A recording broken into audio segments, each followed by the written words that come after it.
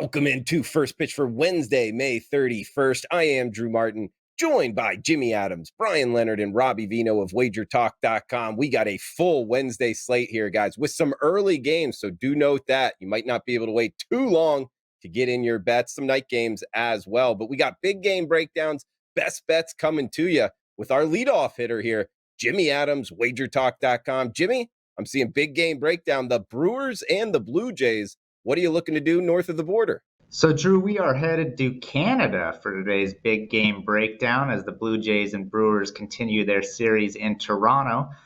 So the Brewers have the worst offense in baseball against lefties this season in terms of WOBA and WRC+. However, they get to face a right-hander today and one that's near the top of my fade list in Alek Manoah. Manoah was just rocked for 5 runs in 3 innings last time out. He also gave up 5 walks in that outing, and he's now given up 5 runs in 3 of his past 5 starts. So if you followed all that, it's not very good.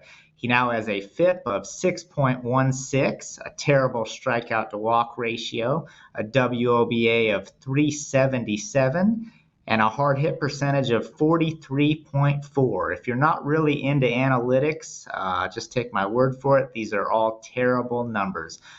Julio Teheran is going to go for the Brew Crew. He pitched for the first time in over 2 years back on the 25th, and the results were very good. 1 run on 4 hits over 5 innings against a Giants team that is playing very good baseball and hits righties very well also. This is interesting because there are some extra incentives for Teheran to pitch well. So he's getting paid $1.5 million while he's in the majors and $500,000 while in the minors. That's the way his contract was structured. And he has another $1 million in performance incentives. It's mainly appearances, how many starts he makes or how many times he can make an appearance out of the bullpen.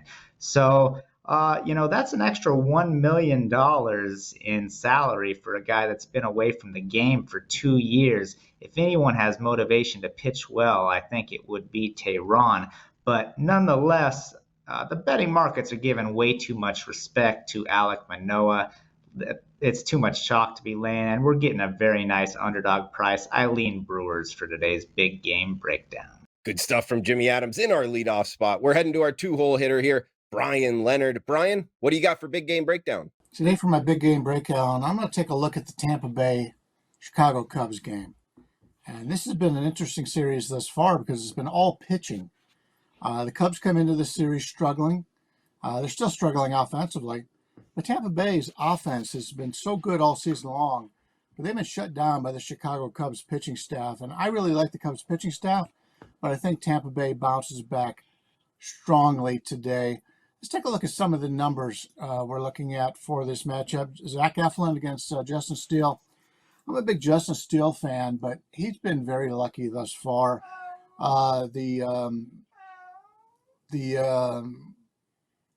Steele's numbers thus far, he's been excellent, but it's the regression is starting to show. We've seen that the last couple of times out.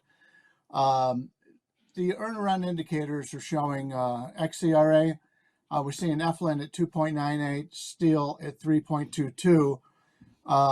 The actual ERA is 3.17 for Eflin, 2.77 for Steele.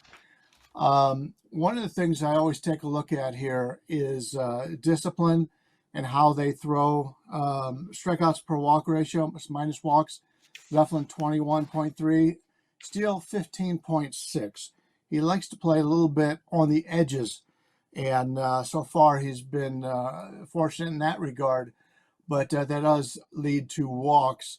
If you're taking a look at elevation, it's very interesting because Eflin is 33.8% on fly ball percent, Steele 35.2, slightly higher, both very good.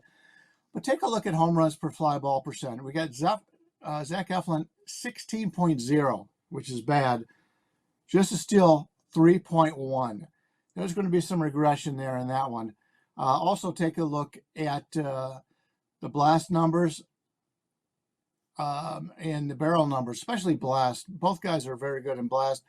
Zach Eflin 4.6, Justin Steele 1.6%. which is better than anybody who has pitched more than 5 innings on today's card. So he's been very lucky in that regard, not giving up many home runs. Obviously, playing in Chicago and the weather's always a big factor there, but I like the situation here. I think Tampa Bay, when you take a look at what they've done so far on the season, they're plus 118 runs, second in baseball behind the Texas Rangers. And we take a look at Chicago Cubs, who were plus 6. I do want to point out, it has nothing to do with this game, but the National League East is widely known as one of the best divisions in Major League Baseball.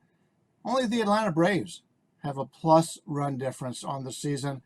The Mets, Philadelphia, they're both down, teams that were expected to do very well. So something to keep a look at for the future. But give me Tampa Bay here. I like the pitching matchup, and they've lost the last 2. Give me Tampa Bay at a reasonable price in this contest right here. Bryan Leonard always bringing the heat. Thanks for that, Bryan.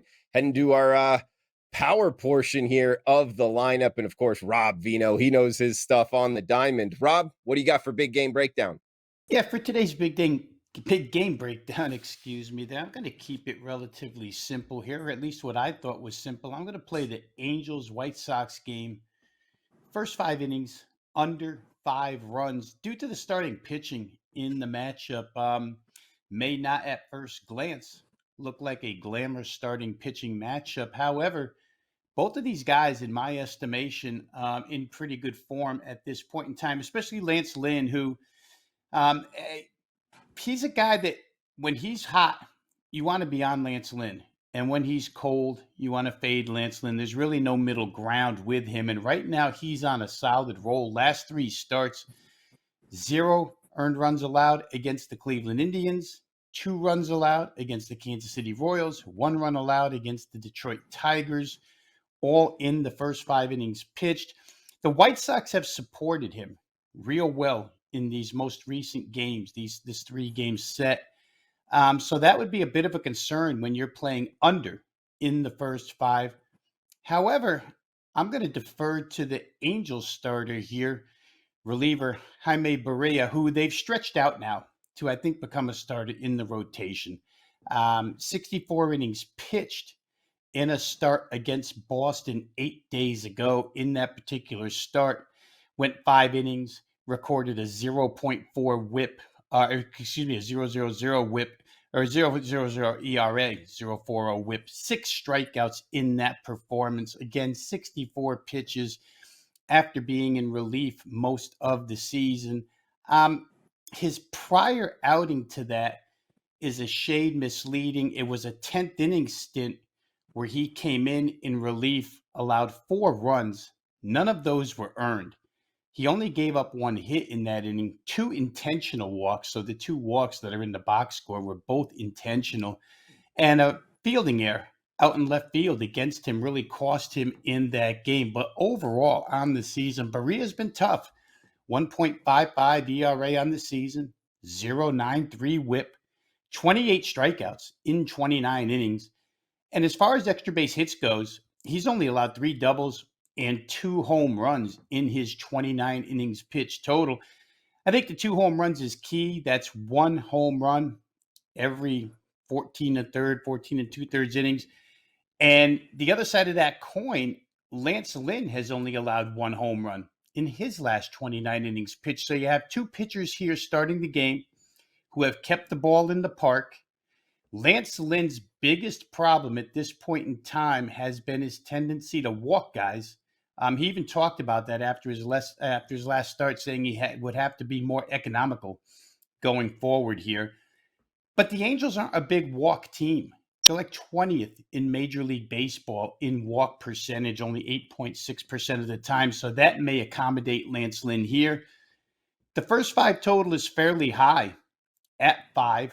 The VIG here under -20.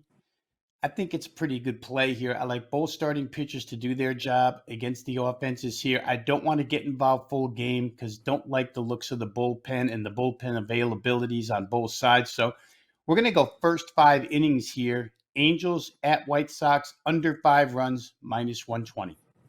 Thanks for that, Robbie. And now it is time for the moment. Well, the moment you guys have been waiting for, best bets portion of First Pitch here. And heading back to the top of the order here with Jimmy Adams. And Jimmy, I'm seeing the Tampa Bay Rays and the Chicago Cubs. So we're heading to Wrigleyville here, Wrigley Field for best bets. And hey, best team in baseball. Are you looking to jump on the Tampa Bay Rays?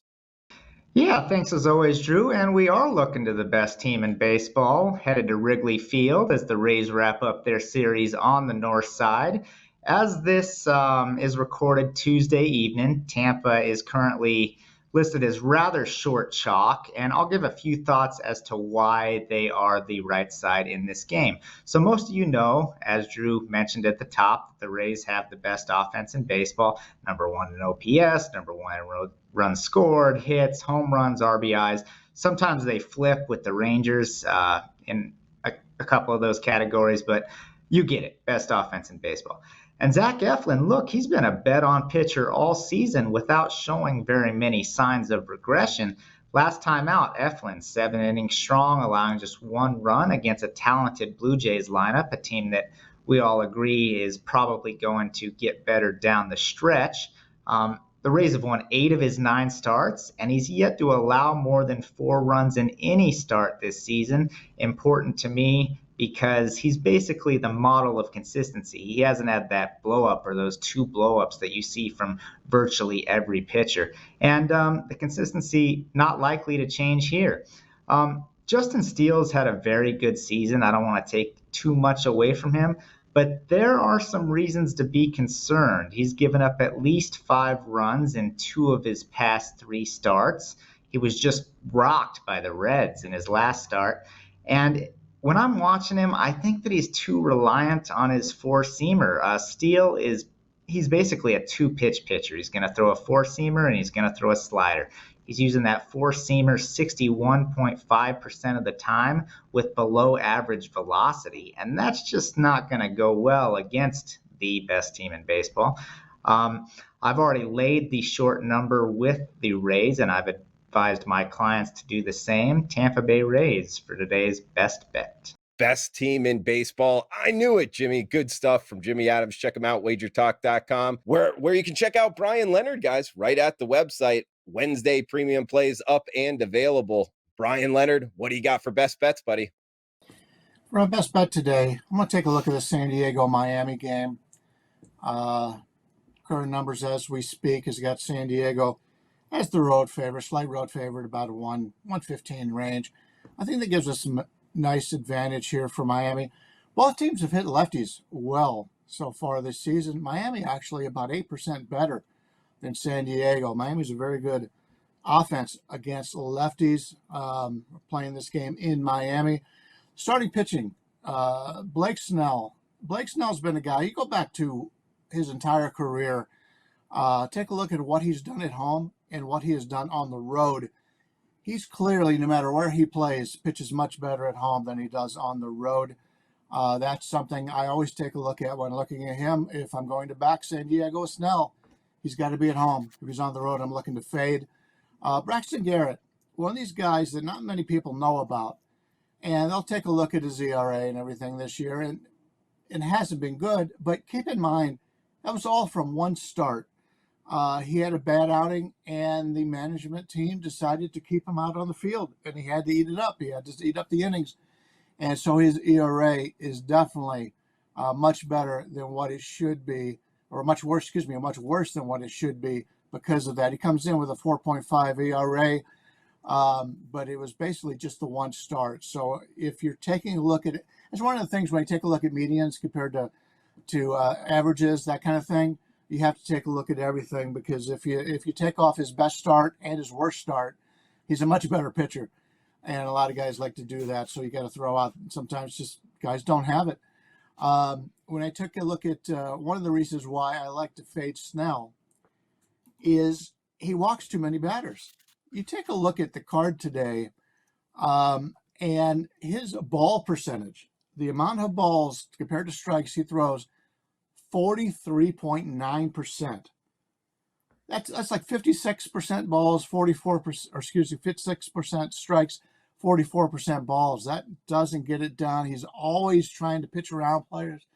And that's one of the reasons why, if you're betting him in fantasy, he rarely gets the win because he throws so many pitches. And that's a concern we have here. Garrett, on the other hand, 32.5%, which is one of the best on the card today. Something you always want to take a look at. Also, looking for regression, let's take a look at BABIP. Blake Snell, 290. That's about league average. It's usually about 300. Braxton Garrett, 348. So he's supposed to have some positive regression in the BABIP. Take a look at fly ball percentage. Obviously, Blake Snell's higher, 37.1% compared to Braxton Garrett, 29.1. I mean, it's not a big home run park, but it does play a little bit differently than it did when they had that big statue out there. The big ugly statue, by the way, called it a piece of art. But it's no longer there. So I like Miami here. It's a situation for myself where I'm looking to play against Blake Snell on the road. And Braxton Garrett's numbers are basically all poor because of one start. I'll take Miami here. I think it's a pretty good price here, and we'll take Miami as the home dog here against San Diego.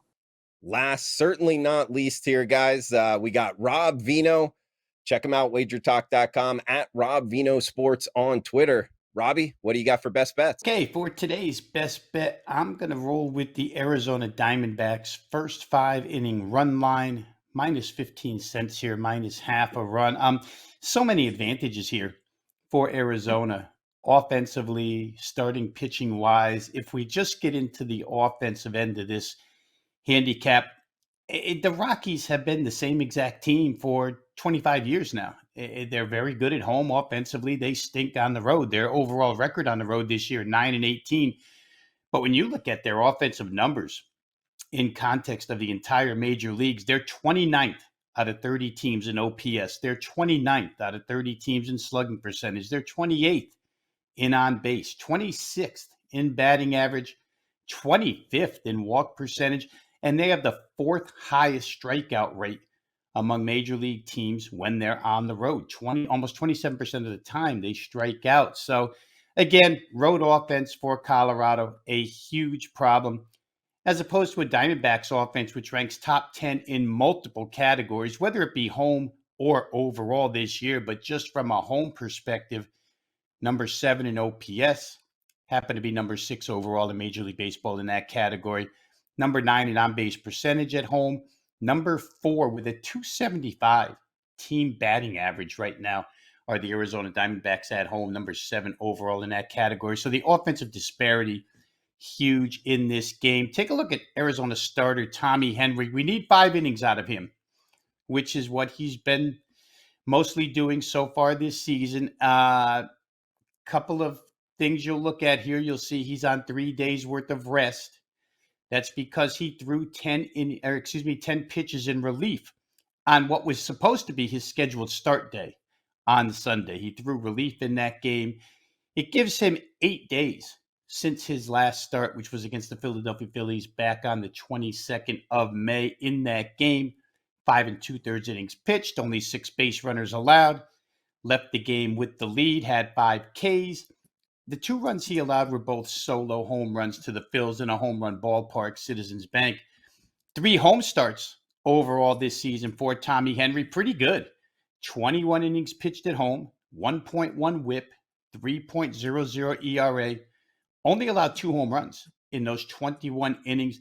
Those starts against Kansas City, San Francisco, and Washington, and at first glance, you would say, well, that's not a real good trio of teams offensively. However, Kansas City, if I just use road offense as the example here, Kansas City's number 9 in Major League Baseball in road offense, San Francisco number 17, and Washington number 7. All 3 of those superior to what Colorado brings to the table as a road offense here. So let's not discount Tommy Henry's home starts against those 3 opponents. If I look at the other side, the starting pitching matchup, the gap just widens here. It looks like it's going to be Dinelson Lamet. Was on the injured list for a while here. He hasn't pitched in 27 days. He's been in relief mostly. They're going to give him a go here. 10 2/3 innings pitched on the season.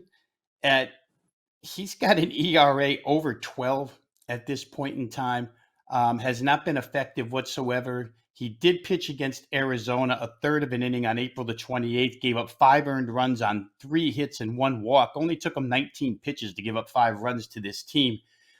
If in fact this switches again and it's not Lamet and it becomes Connor Seabold, believe it or not, has been worse on the road than he has been in Coors Field in Colorado. A 6.92 ERA at home, 1.61 whip.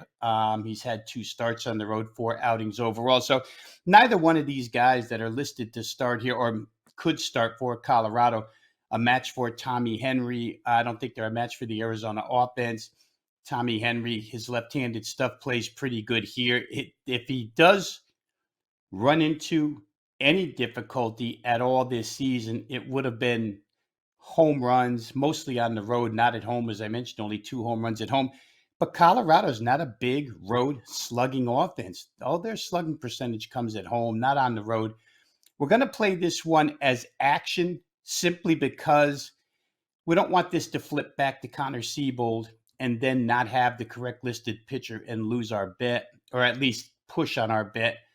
So we're going to play Arizona, first 5 innings here, action, minus 15 cents.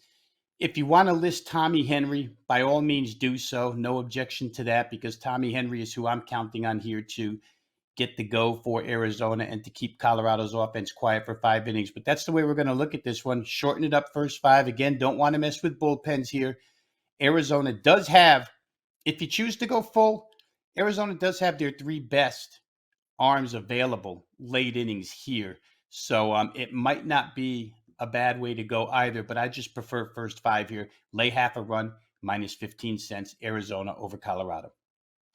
Thanks for that, Rob Vino. Guys, I'm going to finish off best bets here. Heading to South Florida and the Miami Marlins, plus 105, my best bet, 6:40 Eastern here. It's the San Diego Padres versus the Miami Marlins in the fish tank. Battle of lefties. We get Blake Snell going for the Padres and Braxton Garrett, the lefty, going for the Miami Marlins. Total of 8. We're seeing minus 105. That's the Padres as the favorite. And I think it's the wrong team favorite here, guys, for a couple reasons. Blake Snell, the starter for the Padres, over a 5 ERA so far this season. So this isn't the same guy that we saw in the World Series a couple years ago, getting pulled too quick with the Rays. He really hasn't pitched all that well this season, and he actually has 10 walks in his last 3 starts.